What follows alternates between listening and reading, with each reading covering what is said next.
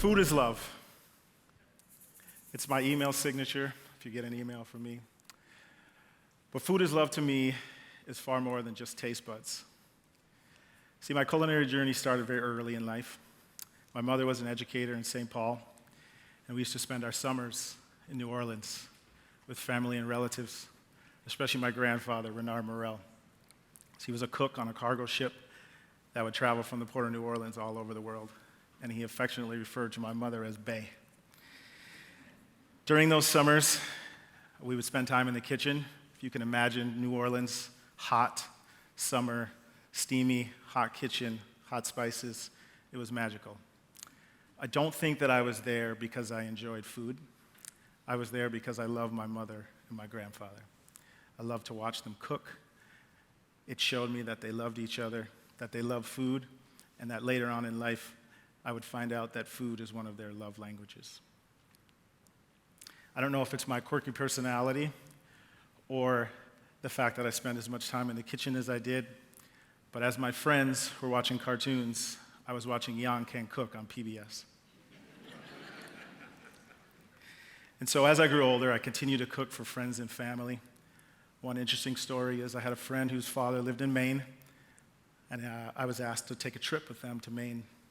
And at his house, I was the one that cooked a lot of times when the family would leave and go on to a cabin or something and they left us at home. They would take me to the grocery store, and I would get the groceries to cook for everybody who would come over for the weekend.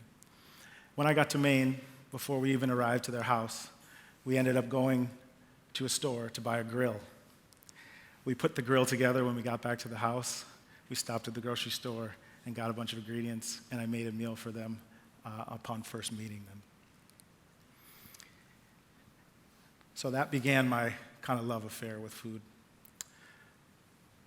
I started out not wanting to be in cookery. I never thought it was going to be a career of mine. I went to college and got a degree in communication and wanted to be in advertising and marketing and be a business owner. But life had other plans for me. So I continued to work various jobs until the crash of 2008. And I found myself laid off from an IT job at a printing company, and I was devastated. I'd never been in that situation before. I thought everything was going fine, but I was kind of the lowest guy on the rung, and so my job was eliminated. And I did not know what to do. So I asked myself a couple of questions that some of you may have asked yourself before is, what would you do if you didn't need money? And what are you passionate about?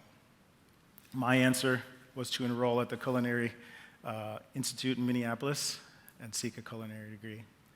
I graduated, and I fell in love with a girl.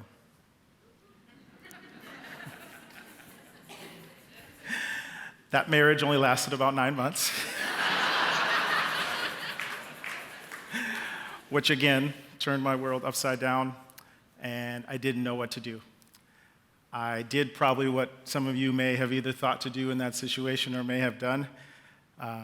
I took a month-long trip to the country of Colombia with little to no money and no itinerary other than the first 2 days that I would be there. I searched my soul, I cried, I wrote probably more than I ever had since I was in college, and I realigned my life with my purpose. One of the stories that I tell of that time in Colombia, which kind of encapsulates the whole experience, was I met some amazing people along the way. They were super kind, super passionate, and super inviting to me. So 3 of us took a trip to a place called Parque Torones. It's a national park in Colombia that starts at a rainforest and ends at the beach. You get dropped off at the bus at the entrance. As you're walking up, there's monkeys overhead making noises and screaming. You pay your money to get in, and then you walk a day and a half to the beach.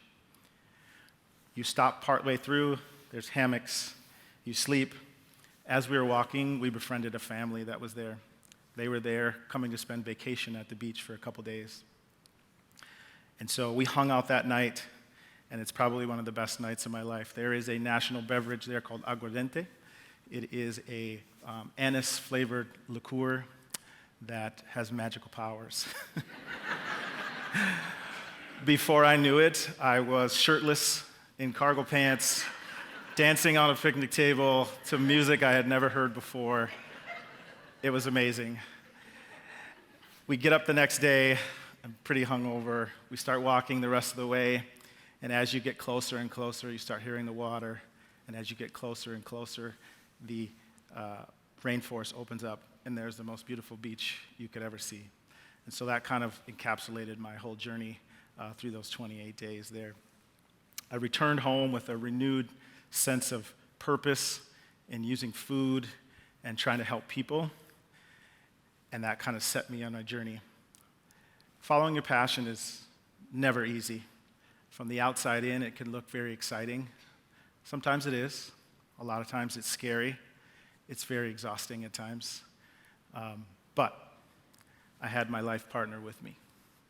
Erin Lucas graduated from the Culinary Art Institute in Hyde Park, New York. She shared a love of food with me and also was down for an adventure. So after a chance meeting of a pastor in a bar, we set out to West Central Minnesota upon his invitation with the ability to maybe access land to grow food. My plan was to grow the food, bring it back to the Twin Cities, service a lot of the minority-owned restaurants there, and bring kids along that journey of that seed to the plate.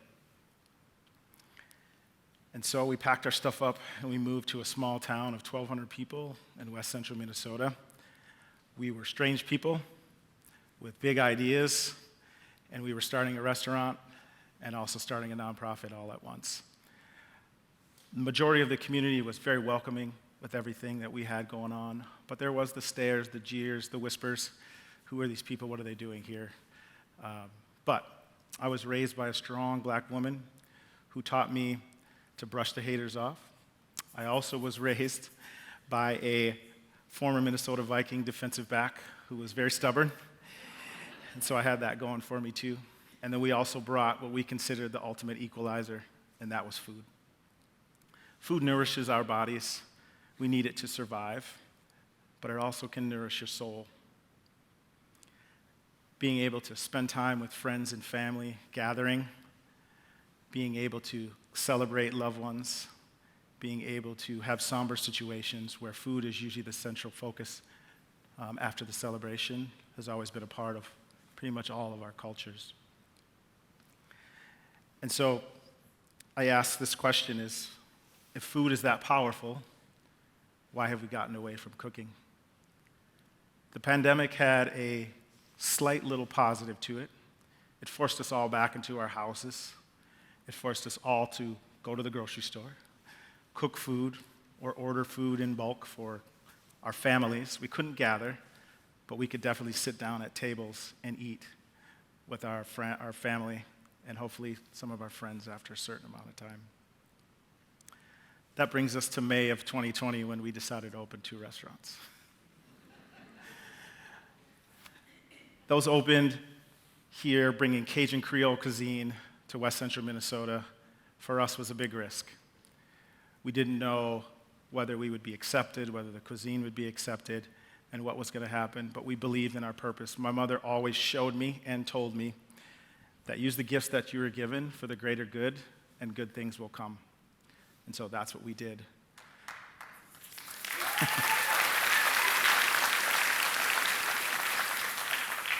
We set down roots, stayed true to our mission. We knew that the restaurant had to be financially sustainable, but we also wanted to make sure that we were building community and also nourishing our new community that we call home. So with that, I'll ask you a few questions. Are you able and willing to cook more food at home? Is the food that you consume actually doing nourishing things for your body? Do you have the time to be more intentional with your food experiences? Do you have the ability to host people and gather your friends and family around a table and have food and get to know one another?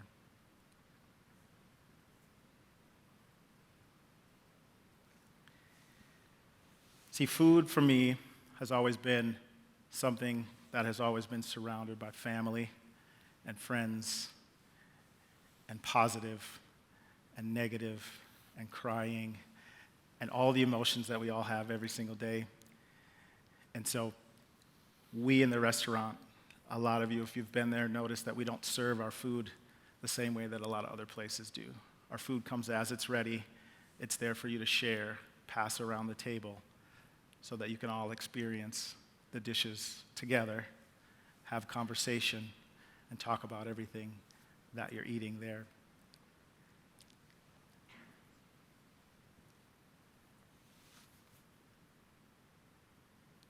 So I'll leave you with one last ask. Food is one of the most powerful things in the world. You can use it for good. You can grow it yourself. Food that you grow yourself is much better than anything that comes from 100 miles or further and gets to your plate. So if you have the ability, please try to grow something, a tomato plant on your patio, some herbs in your windowsill, anything that you can add to a dish that is grown intentionally with love, with good intention, will taste better in that dish than it would had it be something that was trucked in from a long ways away. So my ask before I leave